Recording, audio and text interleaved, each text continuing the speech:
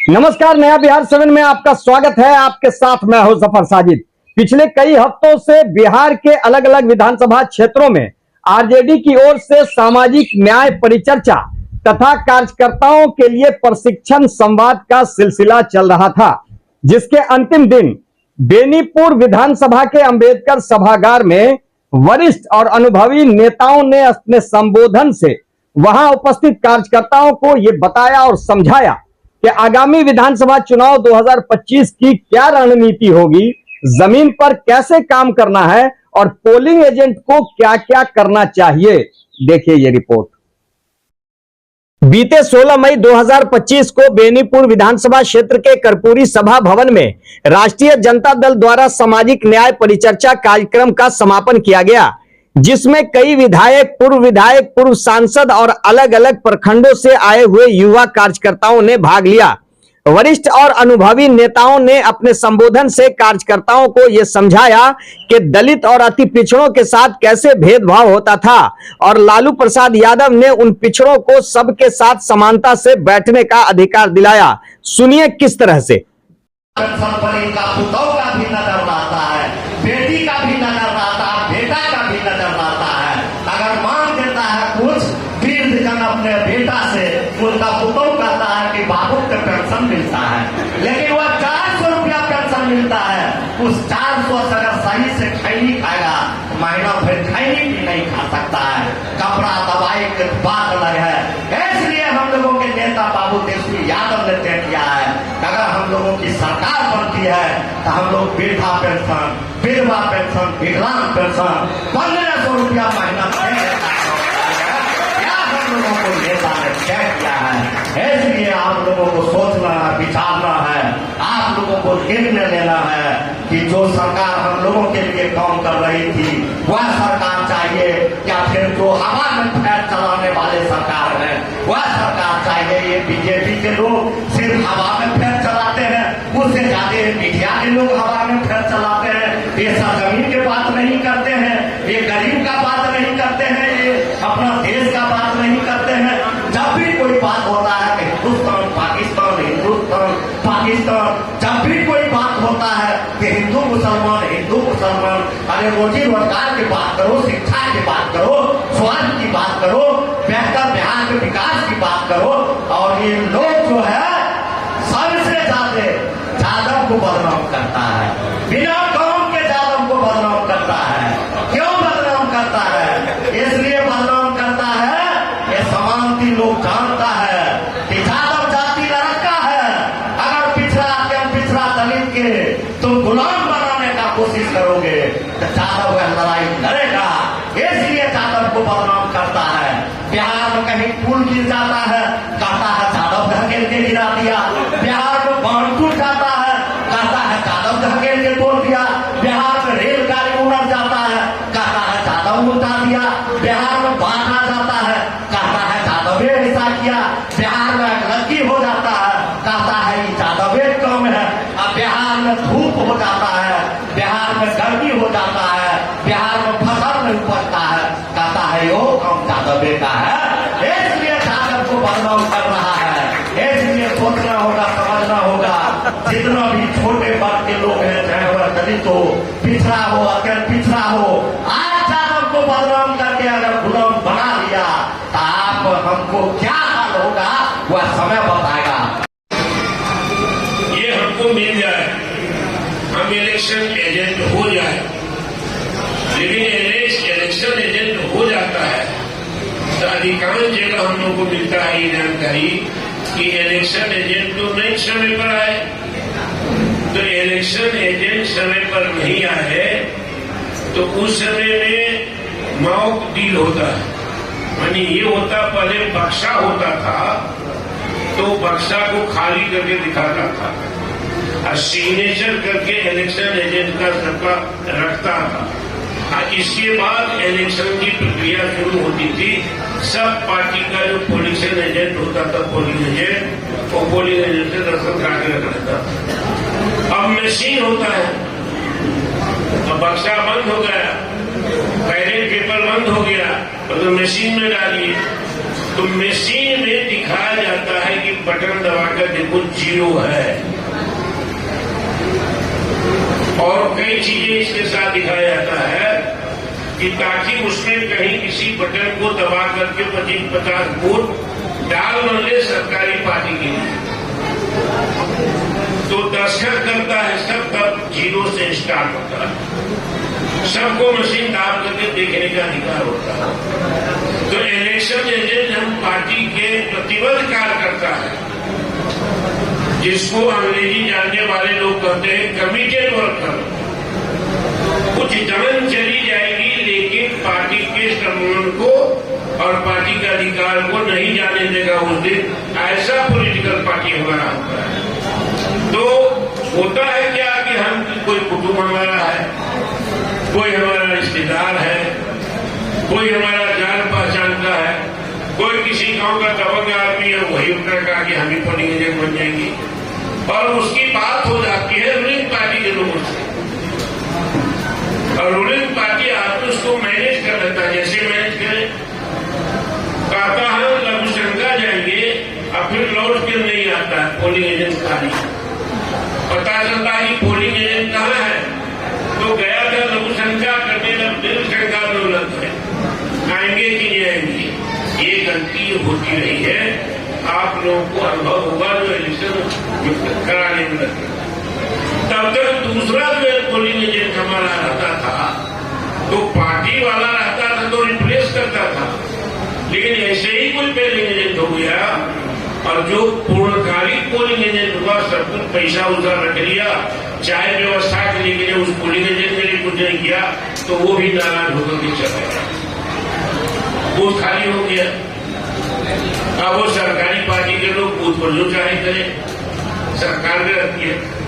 तो इसको इस बात किया गया है कि ट्रेनिंग दी गई है कि आपके पार्टी का वर्कर कमिटेड होना चाहिए, और 2 नहीं होनी चाहिए, 3 होनी चाहिए। पहले 2 ही होता था, एक उसके सहायक होते थे, बाहर बैठे थे। इसको कुछ हो गया तो वो अपने प्रजारी के सबको सूचित करता था कि हम जरा आधा घंटा रहेंगे, हमको दिल संख्या जाना है, लघु संख्या, तो वो आकर के इनको रिलीव करता था। अब 2 कर दिया है कि 2 बाहर रहेगा, लेकिन एक बात है कि हमारी पार्टी के लोग को भी, सब पार्टी के लोगों को समझा गया कि आप पार्टी के लोग को बनाइए, और पहले से जो पोलिंग बूथ कमेटी बनेगी तो बूथ कमेटी से ही आपको बनाना है, इसीलिए बूथ कमेटी बहुत ठोक ठका के बनाएगी। आयोजन के समापन के बाद युवा राजद के जिला अध्यक्ष अब्दुल मालिक ने वहां उपस्थित सभी वरिष्ठ नेताओं और कार्यकर्ताओं को अपने आवास रामपुर ले जाकर भोजन कराया तथा पाग, चादर, फूल, माला और मोमेंटो देकर सम्मानित भी किया। आप भी देखिए। दरभंगा जिला के रामपुर स्थित अपने आवास पर युवा राजद के जिला अध्यक्ष अब्दुल मालिक ने सामाजिक न्याय परिचर्चा के अंतिम दिन सभी नेताओं, पूर्व सांसद तथा विधायकों को भोजन कराने के उपरांत पाग, चादर, फूल, माला और मोमेंटो देकर सम्मानित किया। इस मौके पर पूर्व सांसद मंगनीलाल मंडल, अलौली के विधायक रामवृक्ष सदा, पूर्व विधायक केदारनाथ प्रसाद, बहादुरपुर के पूर्व विधायक भोला यादव, युवा राजद के प्रदेश उपाध्यक्ष रूपेश यादव, जिला अध्यक्ष उदय शंकर यादव, जिला प्रधान महासचिव प्रवीण यादव, जिला प्रवक्ता शुभम यादव, अति पिछड़ा प्रकोष्ठ के प्रदेश उपाध्यक्ष कुमार गौरव, प्रदेश महासचिव किसान प्रकोष्ठ शत्रुघ्न यादव उर्फ पन्ना लाल यादव, राजीव कुशवाहा, दिवाकर, गंगाराम गोप, महिला सेल की अध्यक्षा यास्मीन खातून, मनीगाची के प्रखंड अध्यक्ष मोहम्मद अलकमा आदि उपस्थित थे। ब्यूरो रिपोर्ट, नया बिहार 7।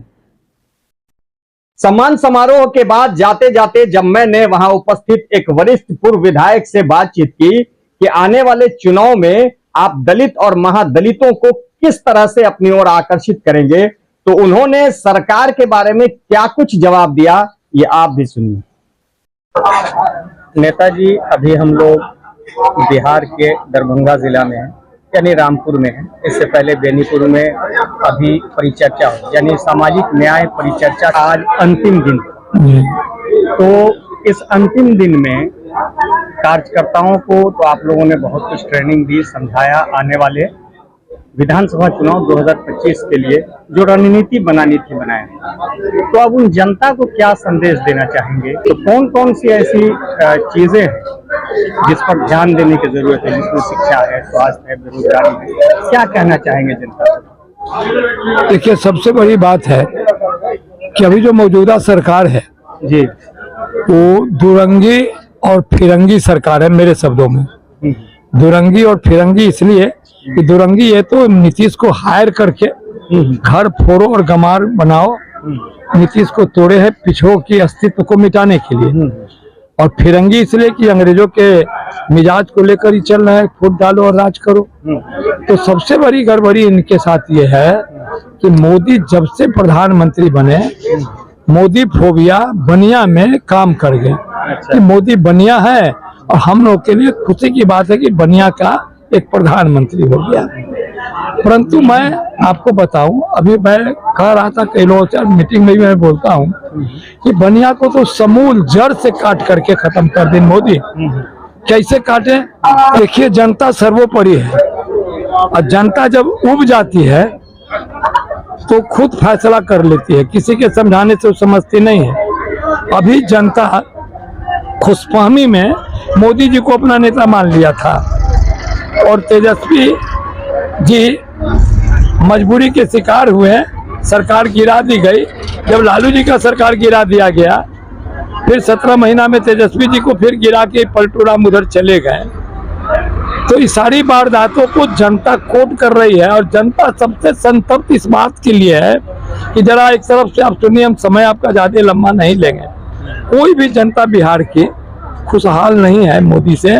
पहले तो इन्होंने नोटबंदी कह करके सब नोट खिंचवा लिया, घर घर खाली हो गई। फिर इसके बाद इन्होंने तुरंत जीएसटी लागू करके बनिया को हैंकिंग कर दिया, चोर बना दिया।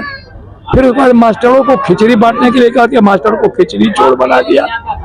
रसोईया दीदी को और आशा दीदी को नीतीश जो है सो अपने चंगुल में रख करके बैताल बना दिया और 5 किलो अनाज देके गरीब मजदूर को निकम्मा निहत्था बना दिया। और इधर क्या किया, जीएसटी लगने से सारे जितने गरीब हैं सब के सब, कोई भी वो सामान खरीदते हैं तो उनको टैक्स देना पड़ता है। इस सारा टैक्स का पैसा वसूल करके मोदी बड़े पूंजीपतियों के हवाले कर रहा है।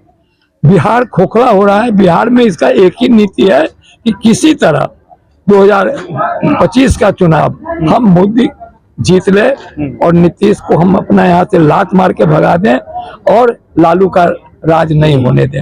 एक उसकी मानसिकता, इस मानसिकता को जनता समझ गई है। हम लोग सिर्फ आए हैं अपने पार्टी के कार्यकर्ताओं को ठोस करने के लिए कि तुम बूथ पर, अब 3-3 आदमी बूथ पर जाएगा तो तुम बूथ पर अलर्ट रहो, सावधान, खबरदार, चौकस रहो, जागते रहो। ये बात पहरेदारी की हमारा बूथ वाला जो हमारा वर्कर होगा वही कर अभी 2 दिन पहले जो राहुल गांधी मिथिलांचल के दरभंगा में आए, हाँ जी, तो वो अंबेडकर छात्रावास जाना चाह रहे थे दलितों से जी।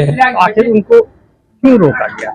हाँ, वो रोका गया कि तेजस्वी का हाथ मजबूत कर रहे हैं और इधर चिराग का हाथ कमजोर हो जाएगा।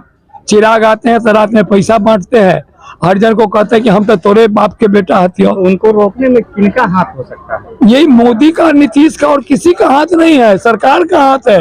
पीएम, शासन का तो कहना था कि अनुमति नहीं है, कैसे जाएगा? अच्छा सुनिए, पीएम, सीएम, डीएम 3 ही होते हैं ना। तो डीएम किससे आदेश लिया होगा? अपने आका से लिया होगा ना, नीतीश से लिया होगा, चाहे मोदी से लिया होगा। जो सामाजिक न्याय की नींव रखी गई और उससे पहले किस तरह का समाज था, किस तरह से हम पिछड़े, अति पिछड़े, दलित, आदिवासी और अतियत भाई जिला की जिंदगी जी रहे थे, उससे मुक्ति जिला में राष्ट्रीय जनता दल के हमारे गांधीवादी साथी गार्जियन जो यहाँ पधारे हैं, उसके लिए मैं तहे दिल से इनका शुक्रिया अदा करता हूँ। साथ में क्षमा प्रार्थी हूँ कि आप लोगों के आने का प्रोग्राम पहले से मुझे नहीं मालूम था, इसलिए बाकी कुछ मिले वगैरह जो बना है, जिन लोगों का प्रोग्राम पहले से सेट था, उन्हीं लोगों के नाम का बना, क्योंकि नाम से बनता है, इसलिए उसके लिए क्षमा मांग रहे आप लोगों से। आज के लिए बस इतना ही, हमें दीजिए इजाजत। जय हिंद, जय बिहार।